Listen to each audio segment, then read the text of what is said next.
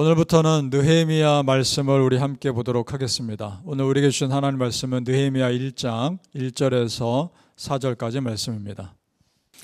하가랴의 아들 느헤미야의 말이라.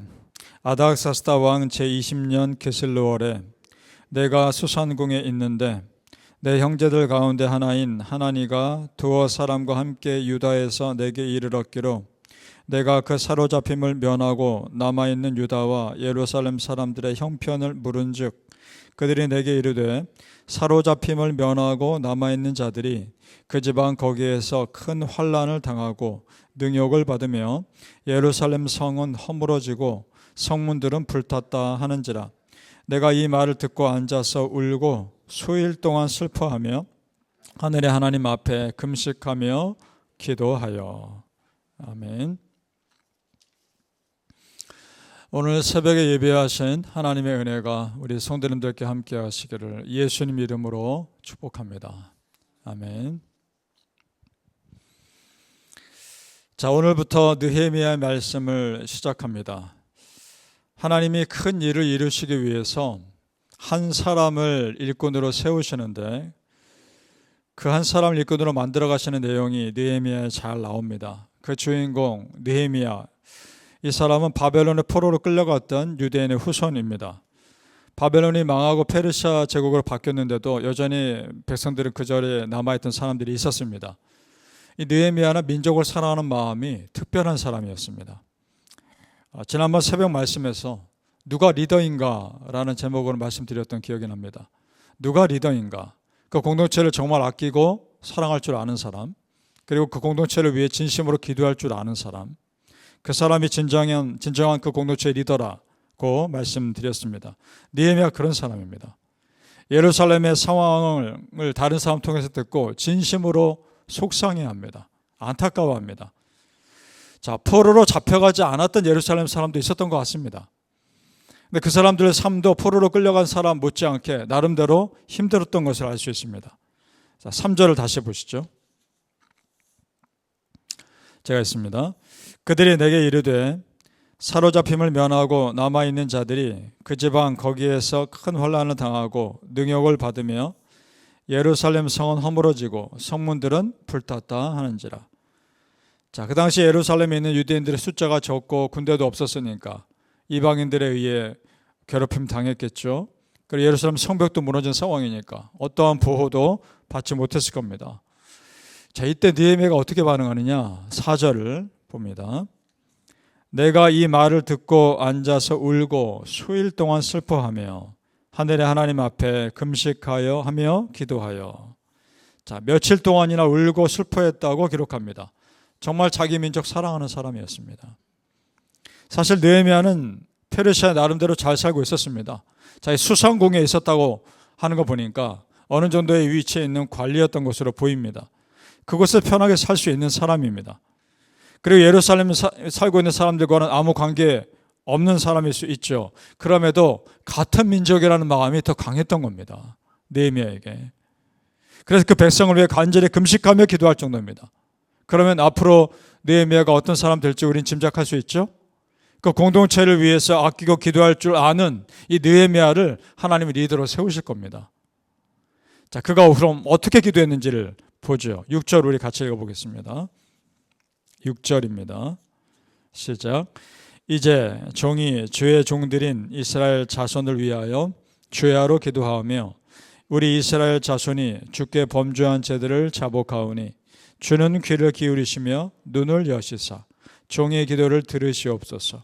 나와 내 아버지의 집이 범죄하여. 회개 기도합니다. 자, 주의 종들인 이스라엘 자손을 위하여. 이스라엘 자손을 주의 종들이라고 표현하고 있죠. 그러니까 하나님의 구별된 백성이라는 영적 자존감이 굉장히 강한 사람이었던 겁니다. 이런 백성이 예루살렘에서 고생하고 있다는 소식을 듣고서 무척 속상해했던 거죠. 그 다음, 나와 내 아버지 집이 범죄하여 라고 되어 있습니다. 이스라엘 백성들의 죄를 나와 내 아버지 집, 자기 죄로 지금 받아들이고 있는 겁니다. 따로 떼서 생각하고 있지 않은 겁니다. 공동체의 죄가 자기 죄라는 겁니다. 여러분, 이런 사람이 리더가 되지 않으면 누가 리더가 됩니까? 우리 하나님이요, 리더를 세우시는 기준은 세상 기준과 분명 다릅니다. 세상은 능력을 보겠죠. 그러나 우리 하나님은 중심을 보십니다. 능력은 하나님이 주십니다. 중심이 하나님 앞에 순수하고 바르게 서 있는 사람, 하나님이 그 사람 쓰십니다. 그리고 그 사람에게 능력을 주시는 겁니다. 순서가 중요합니다. 중요한 것은 마음입니다. 그 다음에 능력인 겁니다. 자, 예를 들어 세상 능력만 놓고 본다면 예수님의 12제자들 자격이 없는 사람들이죠. 심지어는 그 당시에 사람들에게 욕먹는 세리도 제자들 중에 하나가 되지 않았습니까? 그 당시에 더욱 유명하고 능력 많은 사람 훨씬 많았을 겁니다. 그러나 예수님은 그런 사람 제자로 안 부르시죠. 어떤 사람 부르시느냐? 은혜의 가능성이 있는 사람들, 순수한 믿음의 가능성이 있는 사람들을 부르십니다. 물론 그 중에 가룟 유다도 있었지만 가룟 유다도 회개하고 돌이켰으면 그 사람에게 회복할 능력 주셨을 겁니다. 그러니까 성도님들, 순수한 믿음을 보시고 그 사람을 하나님은 쓰시는 겁니다. 순수한 믿음은 마치 하얀 종이 같아서 그 종이에 하나님이 마음껏 무엇이든지 그릴 수 있는 겁니다. 바라기는 성도님들, 우리가 순수한 믿음 갖고 그것이 곧 나의 은혜의 가능성임을 믿으시고 하나님이 여러분 마음밭에 무엇이든지 그릴 수 있는 그런 믿음의 사람 되시기를 예수님의 이름으로 축복합니다. 아멘. 하나님이 이런 느헤미야의 기도를, 간절한 기도를 들으셔요. 들어주십니다. 실제로 그가 간절한 기도한 후에 어떻게 됐는지 보죠. 11절을 가보시죠. 11절입니다. 제가 읽겠습니다. 11절. 주여 구하오니 귀를 기울이사 종의 기도와 주의 이름을 경외하기를 기뻐하는 종들의 기도를 들으시고 오늘 종이 형통하여 이 사람들 앞에서 은혜를 입게 하옵소서 하였다니 그때에 내가 왕의 술 관원이 되었느니라. 자, 이미 느헤미야는 수상궁에서 어떤 관리, 어떤 직책에 있었습니다. 그런데 거기서 더 올라간 겁니다. 술 관원이 된 겁니다. 이 기도가 끝날 때 그 왕궁에 마시는 술을 관리하는 전체 책임지는 관리가 된 겁니다. 여러분, 이거 무심코 넘길 일이 아닙니다. 그저 작은 자리가 아닙니다. 이 자리는. 당시 술관은 굉장히 중요한 자리였습니다. 왜냐? 페르시아 제국의 정치는요, 연회 정치라고도 부를 수 있습니다. 큰 잔치를 벌여서 하는 정치입니다. 정기적으로 나라 전체의 관리들을 그 궁에 모아서 큰 잔치를 벌입니다. 단순히 먹고 마시기 위한 것이 아닙니다. 그 넓은 제국의 관리들이 언제 모이겠습니까? 이때 이 자리에 모이는 겁니다. 그래서 나라의 전체를 회의를 하는 겁니다. 전체에 모여서. 그리고 지방과 지방에 조정할 것들이 있으면 이때 관리들이 모이니까 그 자리에서 조정했던 겁니다. 굉장히 중요한 자리죠. 그리고 또 하나, 이때 그들을 잘 먹이고 은혜를 베풀어서 왕에게 충성할 수 있는 그런 기회를 주는 겁니다. 굉장히 중요한 자리죠. 그런 총책임을 느헤미야가 맡은 겁니다. 그러니까 지금 느헤미야는 왕이 가장 신뢰하는 사람이라는 겁니다. 그의 이런 높은 위치가 훗날 예루살렘 성벽을 쌓으러 예루살렘에 돌아갈 때 큰 도움이 됩니다. 그러니까 성도님들, 지금 이것은요, 하나님이 지금 느헤미야로 하여금 예루살렘에 돌아가서 성벽을 쌓는 일을 충분히 감당할 세상 힘을 그에게 주신 겁니다. 세상의 힘을. 우리 믿는 자들은요, 세상 힘도 있으셔야 합니다. 우리 믿는 자들은 세상에서 리더가 되어야 합니다. 그래서 하나님의 일을 하기 위해서라도 말입니다. 바라기는 축복합니다. 여러분의 성도님들의 자녀들, 우리 성도님들의 자녀들이 이 세상의 리더들이 되길 또한 축복합니다. 하나님의 일을 하기 위해서 말입니다. 과연 느헤미야가 어떻게 기도했길래 그럼 하나님이 그를 이렇게 세우셨을까? 그 내용을 보자는 겁니다. 9절 말씀 같이 읽어보죠. 9절 올라가 보시죠. 느헤미야 1장 9절입니다. 시작.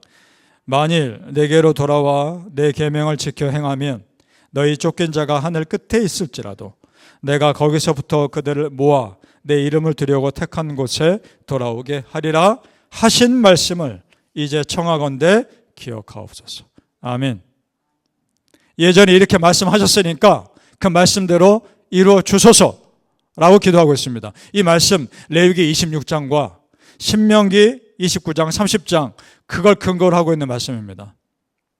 자, 무슨 말씀이냐? 하나님 백성이 죄 지었어도 돌이켜 회개하고 하나님께 돌아오면 아무리 그들이 먼 곳에 있어도 거룩한 땅 예루살렘에 돌아오게 하실 것이다. 그 말씀 하셨거든요.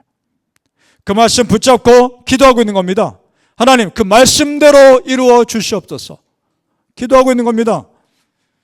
그래서 정말 순수하게 말씀대로 기도한 이 느헤미야의 기도 하나님 들으시는 겁니다. 자, 여러분 보셔요. 말씀 순수하게 믿고 그 말씀 붙잡고 기도했더니 그 순수한 믿음 가진 느헤미야의 기도대로 하나님 이루어 주시지 않습니까? 믿습니까? 우리가 그런 기도 하자는 겁니다. 사랑하는 성도님들, 말씀 있는 그대로 순수하게 믿으시고 그 말씀대로 이루어진 은혜가 우리 성도님들과 우리 교회 위에 기적 같은 이 말씀대로 이루어지는 은혜가 일어나기를 예수님 이름으로 축복합니다. 아멘. 기도하겠습니다. 아버지 하나님 감사합니다. 교회를 위한 40일 금식기도 5일차 새벽기도회를 하나님께 올려드렸습니다. 아버지 하나님, 말씀 붙잡고 기도하게 하여 주시옵소서. 말씀대로 이루어질 것을 믿는 순수한 믿음대로 기도하게 하여 주시옵소서. 말씀 붙잡고 기도했을 때 그 말씀대로 되어지는 역사가 이 40일의 금식기도 기간 가운데 일어나게 하여 주시옵소서. 하나님, 역사의 하나님, 기적의 하나님, 은혜의 하나님, 그 하나님을 믿으니 아버지 하나님께서 믿는 그 믿음대로 되게 하여 주시옵소서. 성경 말씀 그대로 우리는 믿습니다. 아버지 하나님, 그 말씀대로 우리가 간절히 기도했을 때 느헤미야의 하나님, 우리의 하나님 되어 주시옵소서. 느헤미야의 기도를 들으신 하나님, 우리의 기도를 들어주시옵소서.